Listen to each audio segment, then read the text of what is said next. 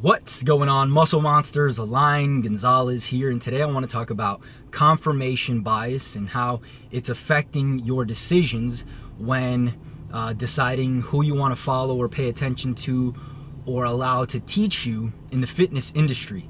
Okay, we have a lot of guys out there who are selling specific mechanisms as the be-all, end-all of nutrition or building muscle or fat loss, etc. And the thing is that 9 times out of 10, they are leveraging this bias, this confirmation bias, right? Because what's happening is you already have this idea that, say, intermittent fasting is the holy grail, right? You already believe that for whatever reason. And so when someone tells you that intermittent fasting is the holy grail, you're more likely to cling to that person as a source of information because they confirm what you already believe.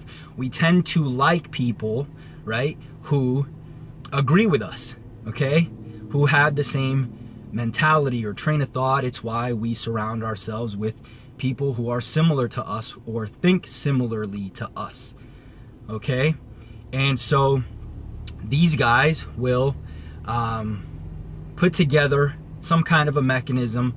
Whether they believe it or not, I don't know. I think in most cases, I like to give people the benefit of the doubt and say that they do believe everything that they're selling.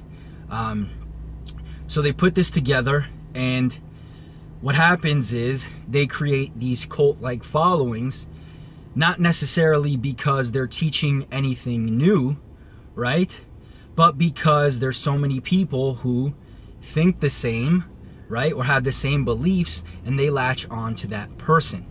Okay, so someone might tell you that intermittent fasting is the holy grail, right? And you already believe that, so you follow that person's advice. Now, when someone comes along and challenges that advice, even if it's well thought out, well researched, etc., you're not likely to pay that person any attention. What you'll do is you'll skip to other videos or other articles or other research papers that do confirm what you already believe.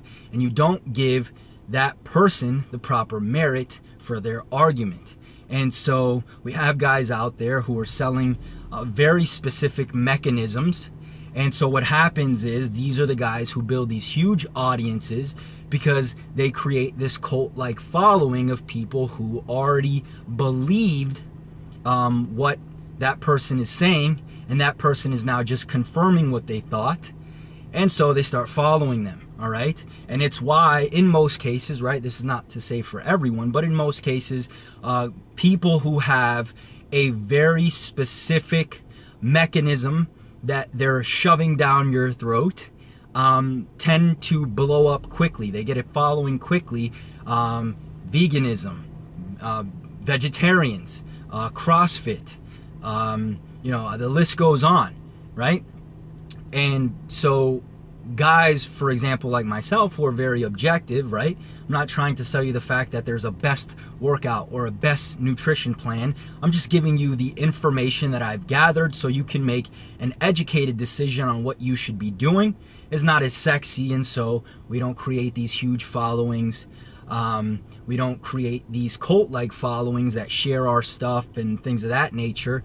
And so this is not me making a video about making excuses. It's just to challenge those of you out there who are noticing that you have kind of this this bias towards certain pieces of information, particularly as it relates to fitness.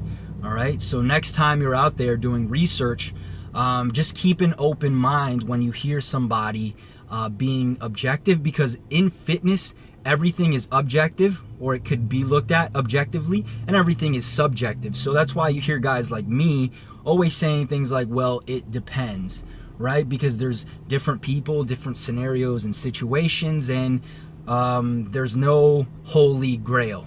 Okay, there's a few specific principles that we should follow, right? If we want to lose weight, we have to be in a deficit. If we want to build muscle, we have to progressively get stronger. But there's no set routine or diet strategy that is the be-all, end-all, right?